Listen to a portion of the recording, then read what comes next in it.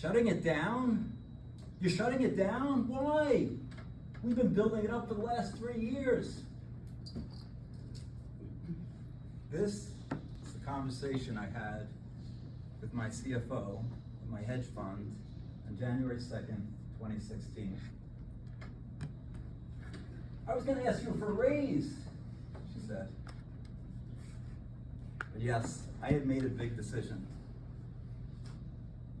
I had decided that I was no longer going to be vesting high net worth individuals' money and institutional money.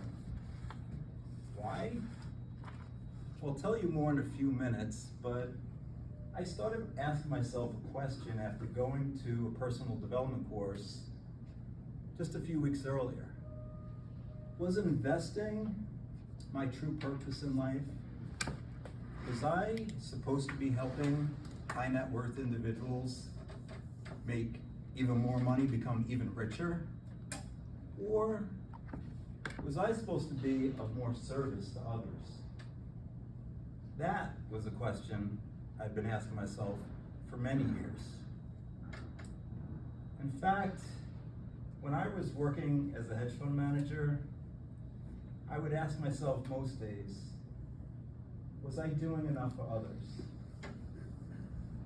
I had been making a lot of money, and I rationalized my service by saying, well, I did give some money to my daughter's college education, or I did put aside some money for them in their 20s. Some years I gave to my alma mater, University of Rochester, and some years I even gave to the food bank in New York, but all these amounts dwarfed by my income. So was I really being of service to others? What does that mean really?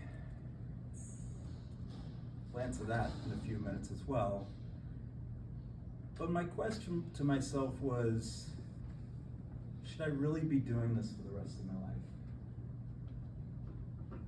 And I asked myself, is investing really my true purpose in life?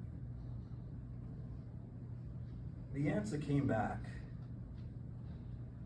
no. But I enjoyed analyzing and investing in stocks myself.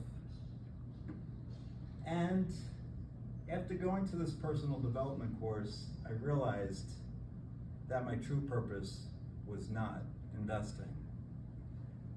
So I went to this personal development course in December 2015, and two things happened that completely changed my life. First, we had a guest speaker speaking about stocks and stock options. And when he spoke about stock options in particular, he made it sound easy. He said, you don't need much time, you don't need much money, this is how the rich people get rich, and options are essentially risk-free. And I was sick to my stomach. And there were 200 people in the room. Some of them would tap me on the shoulder, whisper in my ear, Joel, does this make sense? Are options really risk-free? I was polite, and after he was done, we went out of the auditorium, and I told him, please don't do this. He doesn't know any of you individually, and most importantly, he doesn't know your belief that you become rich using stock options.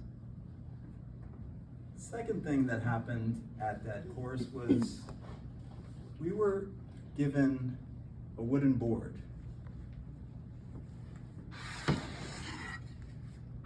About 2 inches thick. We were told we're gonna break it with our bare hand. Anyone ever do this? Anyone? There's a lot of fear in the room. The exercise was called Obstacles or Illusions. And on one side of the board, we had our biggest obstacle. And on the other side, our ultimate goal in life, which stumped me for many minutes. And then it hit me. Making everyone here financially, well, the other part of the board is free. Making everyone here financially free. And then I broke that board like everyone else did in that room that day. Went home that night, couldn't sleep. First, the guy was in my head. And I realized if I could ever get up the courage to speak on a stage, kind of like I'm doing right now, because my biggest fear in that day was public speaking, I could help others, be of service, not lie to them.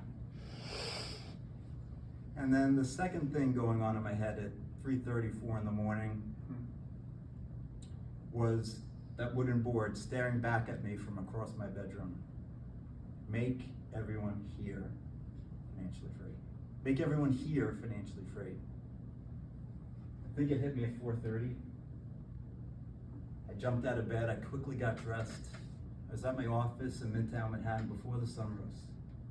I sent an email to my investors telling them I'm giving them their money back, I'm shutting down my fund. I found my true purpose on earth.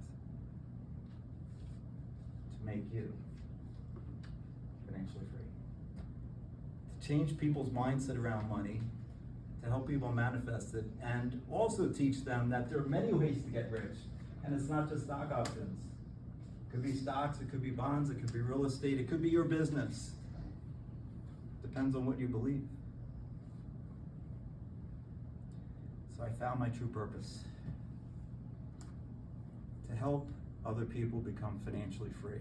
And when you believe that you can, and I'll talk more about this in upcoming speeches, when you believe you can, then you will. Acting as if what you want to happen can create what you want to happen. And I believe